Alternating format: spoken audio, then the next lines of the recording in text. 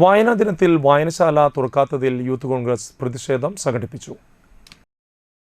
വായനാ ദിനത്തിൽ വായനശാല തുറക്കാത്തതിൽ യൂത്ത് കോൺഗ്രസ് പ്രതിഷേധം സംഘടിപ്പിച്ചു. വായനാ ദിനത്തിൽ വലപ്പാട് ഗ്രാമപഞ്ചായത്തിന്റെ ഉടമസ്ഥതയിൽ എടമുറ്റത്ത് സ്ഥിതി ചെയ്യുന്ന പഞ്ചായത്ത് വായനശാല കെട്ടിടം കാലങ്ങളായി കാടുപിടിച്ച് ശോചനീയാവസ്ഥയിൽ കിടക്കുന്നതിൽ പ്രതിഷേധിച്ചാണ് യൂത്ത് കോൺഗ്രസ് വലപ്പാട് മണ്ഡലം കമ്മിറ്റിയുടെ നേതൃത്വത്തിൽ പ്രതിഷേധ സമരം നടത്തിയത്.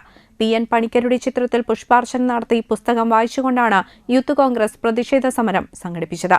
DCC ജനറൽ സെക്രട്ടറി ശോഭ സുബിൻ ഉദ്ഘാടനം ചെയ്തു. യൂത്ത് കോൺഗ്രസ് മണ്ഡലം പ്രസിഡന്റ് സുജിൽ കരിപ്പായിൽ അധ്യക്ഷത വഹിച്ചു.